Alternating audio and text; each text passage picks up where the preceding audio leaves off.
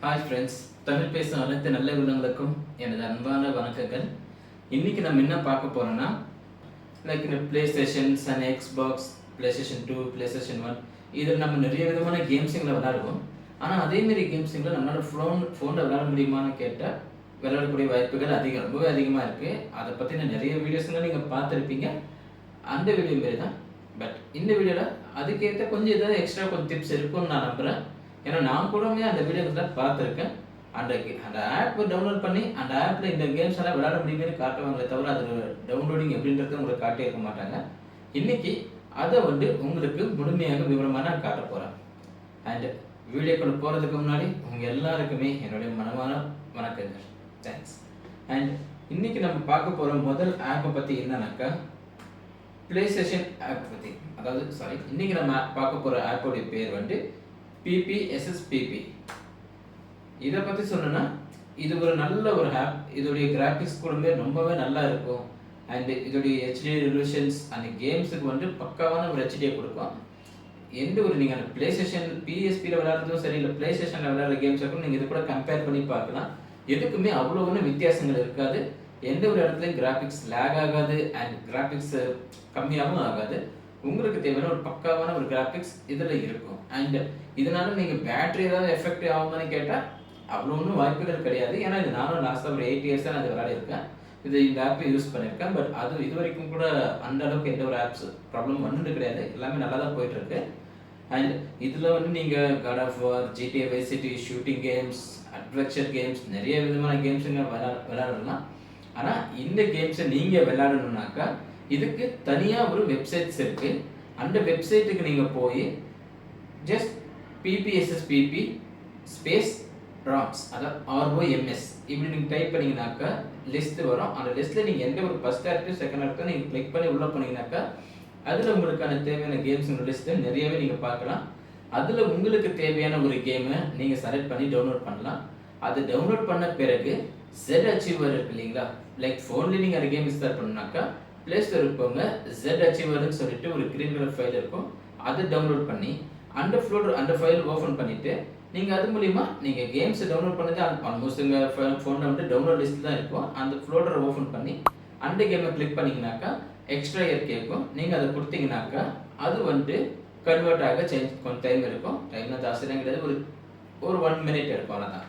அது அது காப்பி ஆன உடனே நீங்கள் அகைன் ஆப்புக்கு, அதாவது அந்த PSP ஆப்புக்கு நீங்கள் போனீங்கன்னாக்கா அதில் என்ன ஃபோல்டர் நீங்கள் டவுன்லோட் பண்ணீங்கன்னா அந்த ஃபோல்டரை செலக்ட் பண்ண வேண்டியது இருக்கும். அதை செலக்ட் பண்ணிங்கனாக்கா உங்களுக்கு அந்த கேம் ஷோ ஆகும். நீங்கள் அதை கிளிக் பண்ணாலே போதும், கேம் ஆட்டோமேட்டிக்காக ஸ்டார்ட் ஆக ஆரம்பிச்சிடும். அதுக்காக அந்த லாகெல்லாம் எதுவுமே ஆகாது. நீங்கள் கிளிக் பண்ண அடுத்த செகண்டே கேம் எப்படி நார்மலாக ஸ்டார்ட் ஆகுமோ அதேமாதிரி அது ஓப்பன் ஆகும். நீங்கள் அதுக்கப்புறமா உங்களுக்கு தேவையான அதில் கொஞ்சம் செட்டிங்ஸும் இருக்கும். அதில் நீங்கள் போய் இன்னும் கொஞ்சம் உங்களுக்கு கிராஃபிக்ஸ் தேவைப்பட்டாலோ இல்லை உங்களுக்கு கண்ட்ரோல் கொஞ்சம் ஸ்லோவாக இருக்க மாதிரி தெரிஞ்சாலும் நீங்கள் அதை சேஞ்ச் பண்ணிக்கலாம். அந்த ஆப்ஷன்ஸும் உங்களுக்கு அதில் நிறையவே இருக்கும். அண்ட் செகண்டாக நம்ம அடுத்த விஷயங்களை பார்க்கலாமா. And one more thing, PSP app உங்களுக்கு நார்மலாக ப்ளே ஸ்டோர்லேயே கிடைக்கும். அது எந்த ஒரு எங்கேயுமே தேடி பிடிச்சனா டவுன்லோட் பண்ண அவசியம் கிடையாது. நார்மலாக ப்ளே ஸ்டோர்லேயே கிடைக்கும். ஃப்ரீயான வெர்ஷனை அவைலபிளாக இருக்கும். அதோடைய இன்னும் கோல்டன் வெர்ஷன் 200 சம்திங் இருக்கும், 199 ருபீஸ் இருக்கும். பட் நீங்கள் அதை டவுன்லோட் பண்ண தேவையில்லை. நார்மலாக நீங்கள் ப்ளூ கலரில் இருக்கிறதே நீங்கள் டவுன்லோட் பண்ணலாம். அதுவே உங்களுக்கு நல்ல ஒரு குவாலிட்டியை உங்களுக்கு கொடுக்கும். அண்டு செகண்டாக நம்ம இப்போ பார்க்க போகிறது என்னன்னாக்கா PCSX2, அதாவது ஒரு நிமிஷம் சரிங்களா, அது பிளே ஸ்டேஷன் 2 உடைய வெர்ஷன். இதுவுமே நீங்கள் ஃபோனில் தாராளமாக உங்களால் விளையாடக்கூடியது ஒரு ஆப் தான்.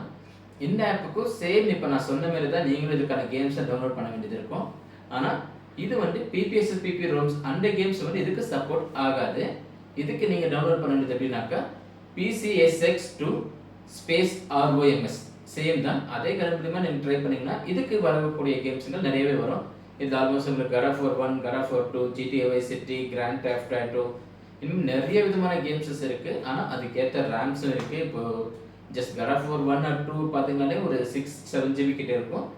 ஆனால் அதுக்கேற்ற குவாலிட்டியும் இருக்கும், அதுக்கேற்ற ஒரு நல்ல விதமான மூவிங்ஸும் இருக்கும். நல்ல ஒரு ஸ்பீட் ஸ்லோவாகவும் இருக்காது, நல்ல ஒரு மீடியமான ஒரு வேகமும் இருக்கும். நீங்கள் சேம் அதேமாரி இதை டவுன்லோட் பண்ணி சேம் ZAchieverல போய் அதை மறுபடியும் எக்ஸ்ட்ரா ஏர் கொடுத்து இதேமாரி இந்த ஃபோல்டரை நீங்கள் ஓப்பன் பண்ணி ப்ளே பண்ணலாம். ஓகேங்களா. உங்களுக்கு ஆனால் அதில் உங்களுக்கு எக்ஸ்ட்ரா ஒரு ஃபைல், சின்ன ஃபைல் தேவைப்படும். அதோடைய சைஸ் வெறும் ஜஸ்ட் ஒரு 4 MB தான் இருக்கும்.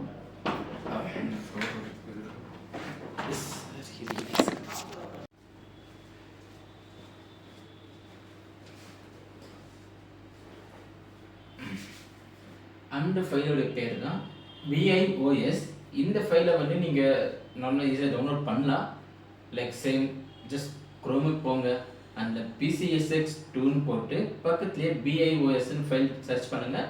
உங்களுக்கு ஸ்டார்டிங்கில் ஒரு லிங்க் வரும். அந்த லிங்கை நீங்கள் கிளிக் பண்ணிங்கனாலே உங்களுக்கு கீழே அந்த லிஸ்ட்டில் காமிக்கும். அதில் வந்து ஜஸ்ட் ஒரு 2 MB தான் காமிக்கும். அதை நீங்கள் டவுன்லோட் பண்ணி சேம் இந்த ZArchiver எப்படி நீங்கள் அந்த கேம்ஸ் இன்ஸ்டால் பண்ணீங்களோ அதேமாரி தான் இதையும் இன்ஸ்டால் பண்ண வேண்டியது இருக்கும். இன்ஸ்டால் பண்ணினாக்கா அது கூட ஒரு 4-5 ஃபைலும், அதோட இன்னொரு ஃபைல் வந்து 4 MBயில் வரும். அந்த சைஸ் தான் மேக்ஸிமம் இருக்கும். நீங்கள் அதுக்கப்புறமா எக்ஸிட் வந்துட்டு சேம் PCX போயிட்டு அதில் வந்து உங்களுக்கு BIOS சர்ச் பண்ண கேட்கும். அந்த இடத்துல நீங்கள் அதை கிளிக் பண்ணி நீங்கள் டவுன்லோட் பண்ணி வச்ச அந்த ஃபோல்டருக்கு போயிட்டு நீங்கள் அதை கிளிக் பண்ணாலே ஆட்டோமேட்டிக்காக அது இன்ஸ்டால் ஆகிடும். அதுக்கப்புறமா கேம்ஸும் ஷோ ஆக ஆரம்பிச்சிடும். நீங்கள் அதுக்கப்புறம் நார்மலாக கேம்ஸை கிளிக் பண்ணி தாராளமாக ப்ளே பண்ணலாம். அதில் உங்களுக்கு எந்த விதமான பிரச்சனையும் இருக்காது.